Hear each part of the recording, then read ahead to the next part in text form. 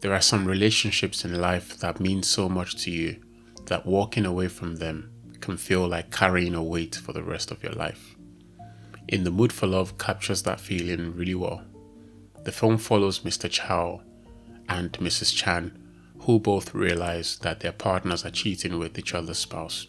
As a way of coping with this realization, they begin to role-play their spouses to enact how the cheating must have unfolded. Role-playing, acting, and performing become ways for them to cope with emotions that are difficult to confront directly. The film contains very thoughtful reflections about marriage, what it means to be married, and how your life changes when you become responsible for another person as well as yourself. What's interesting is that despite not being married to each other, Mr. Chow and Mrs. Chan almost model what a healthy marriage should look like. They care genuinely for one another and consider the other person more than themselves. As they spend more time together, they realize that despite their connection, they have to move on from one another. And this is where the film becomes emotionally difficult to watch. In a sense, the film captures the pain and burden of responsibility and what it can feel like to choose what you know is right despite your feelings.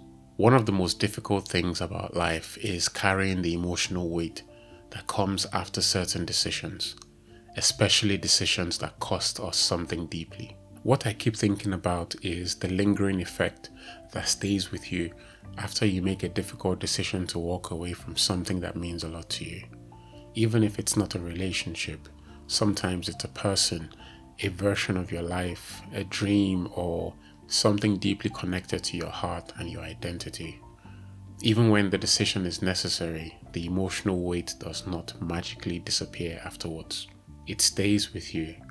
The ending of the film stays with me for this reason. By the end of the film, Mr. Chow is left carrying the secret of having developed feelings for somebody who was not his wife, feelings connected to a relationship that could never fully become what he may have wanted it to be. He travels to Cambodia and whispers this secret into a hole in the wall before sealing it with mud, almost as a way of finally releasing the emotional weight he has been carrying.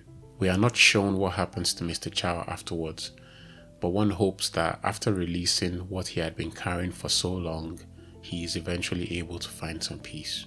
I hope we all eventually find healthy ways of releasing our own burdens too and finding our peace.